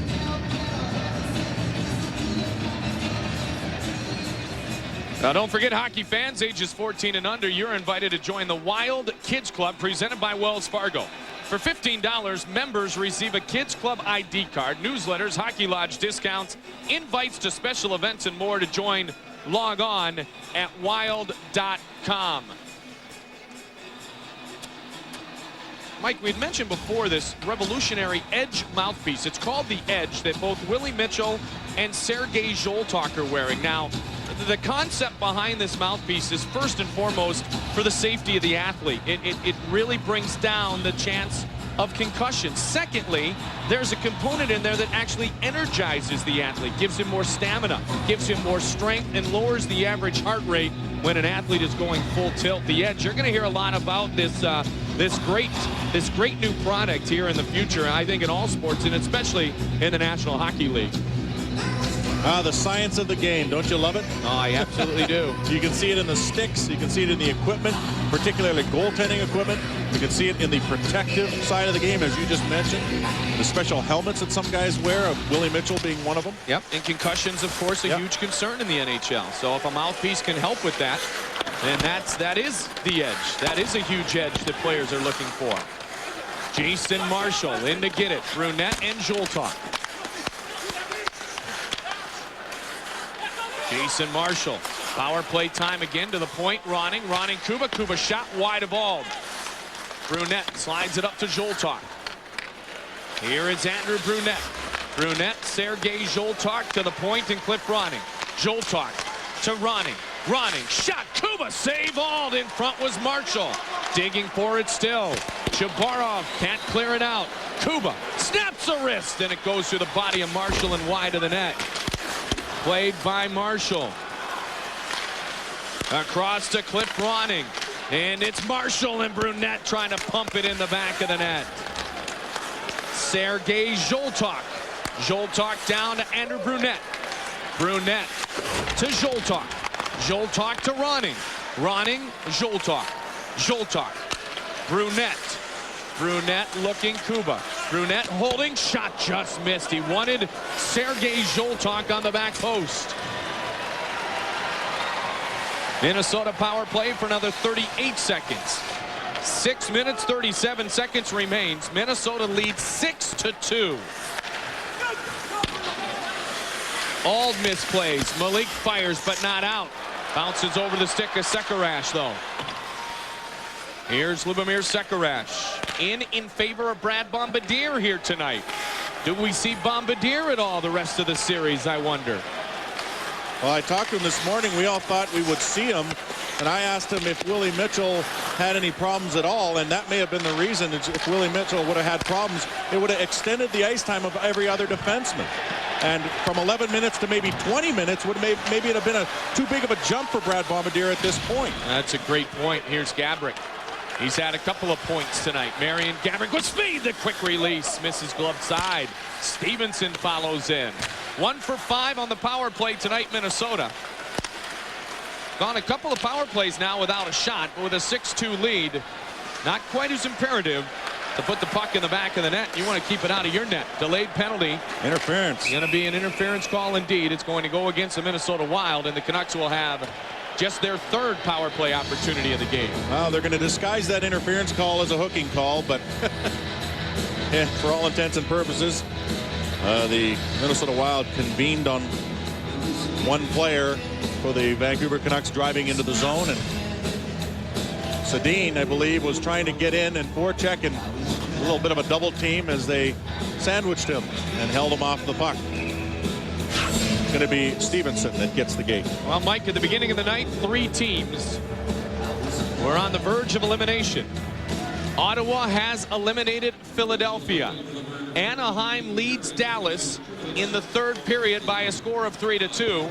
And Minnesota looks as if they have staved off elimination here tonight, leading 6-2 against the Vancouver Canucks with just over 5 minutes on the clock.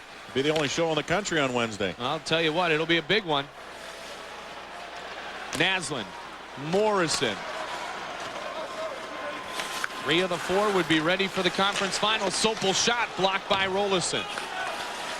Can Anaheim continue? Shot by Naslund. They've knocked off the 2 seed. Now they're trying to knock off the 1 seed. Zuzan wanted a call against Bertuzzi. He was hammered in front of the net. Here comes Brent Sopel. Jimmy Dowd steps into the play quickly. Lost his stick, though.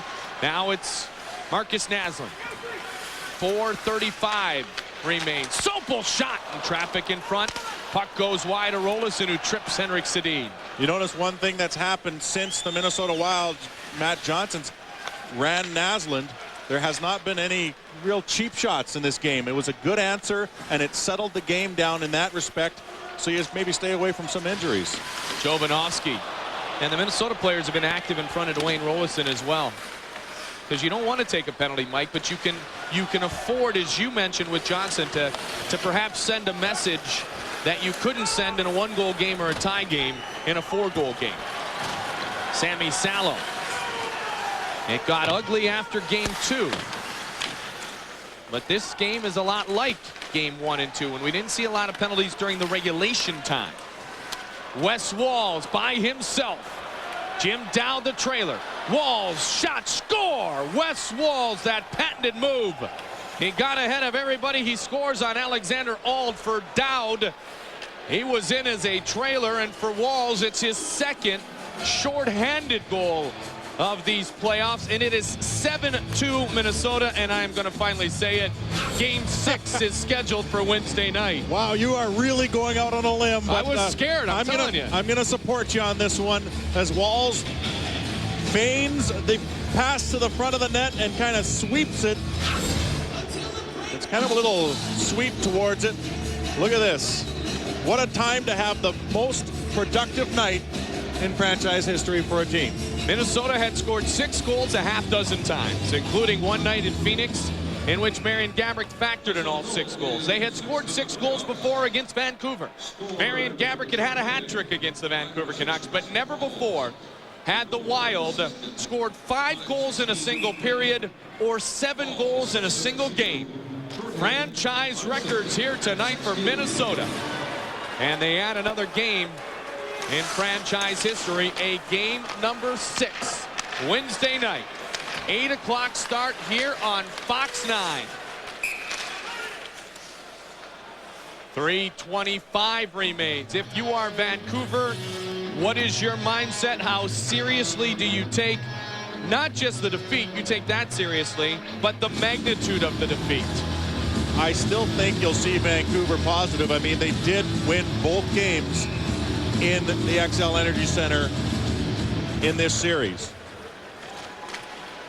But the Wild may have the momentum now, and they are, like you say, a desperate team.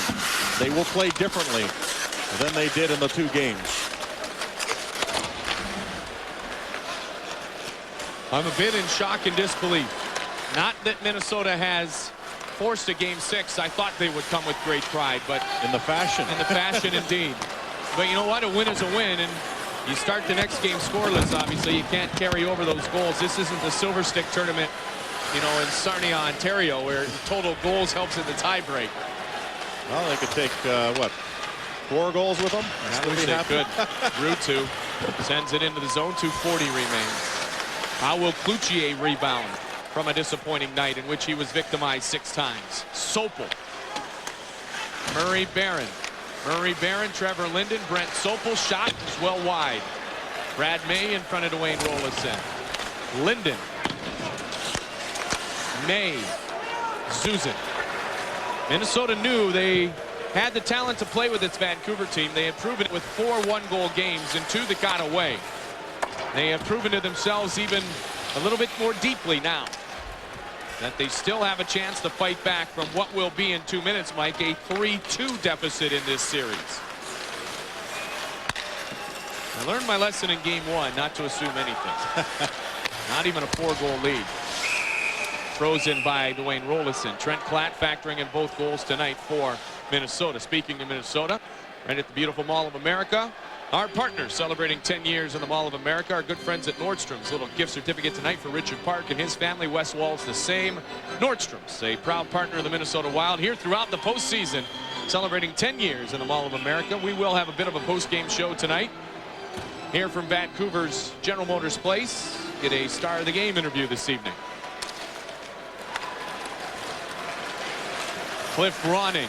Across the line, Ronning drops it. Marshall shot saved by Alexander Auld. That angle shot by Ronning pushed aside by the Vancouver netminder. 6 different goal scorers tonight. Ronning has 2, a franchise record 7 goals for the Minnesota Wild. Park, Ronning, Marshall, Brunette, Gaborik, Ronning and Waltz. Wes Walz with a goal and 2 assists. Marian Gaborik with a goal and an assist. Jason Marshall with his first of this postseason. And Willie Mitchell still playing his 24 minutes or so. A small gathering here at General Motors Place now. The celebration will be delayed. And as you said, Mike, hopefully the celebration will be canceled. For Vancouver, of course. Correct. Well, the Wild have learned, and that's what a young team does, is they try and learn from their experiences. They were down 3-1 to the Avalanche, and they just chipped their way back. They didn't worry about Game 6 when they were in Game 5. They didn't worry about Game 7 when they were in Game 6.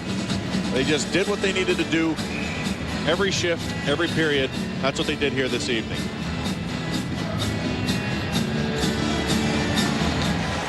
Canucks had won 6 of 7 playoff games coming into tonight. Coming back from their 3-1 deficit. Tonight's GMC player of the game, Wes Walz. The goal was shorthanded. The 2 assists were a big key as Wes Walz, our GMC player of the game tonight. He has been a key throughout this postseason. Keeps himself in great condition, and you can see the benefits of that. He's an incredible player, and he's just seems to get better in key situations. He thought his NHL career had ended, and then he got a phone call summer a couple of years ago from Doug Risebrough. Said, how about no more Europe? How about another shot in the NHL? And he's made the most of it. His second career. Yes. Walz, 140 points as a junior player in Calgary. And you can see that in the offensive side of the puck when he does get the opportunity. But as he says, I'm not going to waste my energy on an offensive chance if I know that I have a defensive responsibility on the same shift. Game 6 Wednesday night. Todd Bertuzzi, you owe the fans of Minnesota a huge apology. There will be a Game 6. It was sold out in 15 minutes, so he did not deter anyone from getting tickets. And Cloutier will be back in the net. I don't think they can afford to put a goaltender who's only had 20 minutes of experience in there, so Cloutier will be back, and I think you'll see Dwayne Rolison back. And the same crew that has shown a lot of heart here. Well, as you mentioned, too, you could not fault Dan Cloutier on a lot of the goals tonight. Pucks were bouncing the right way. Minnesota took advantage. And Jacques Lemaire has said, even before Game 1 against Colorado, that every team, not just this team, but every team needs some breaks in the playoffs to be successful. And maybe the breaks were there for Minnesota tonight. And it's funny because I did ask the players that, and they said, you know what, it is about bounces. I said, can you really bank on just playing hard and hoping to get the bounces? But sometimes that's the way playoff hockey is, especially up until this point when we had all one-goal decisions. We'll be back with much more of our coverage of the Minnesota Wild on your broadcast home of Minnesota Wild hockey. The Minnesota Wild have forced a Game 6. They win 7-2. Green Lane Mike Ulrich saying so long from General Motors Place, where Minnesota wins by 5. Don't forget, join us Wednesday for Game 6 of the series. Puck drop is slated for 8 o'clock. If Minnesota wins, they'll host the conference finals. They've got to win 2 more, though. I feel so alive.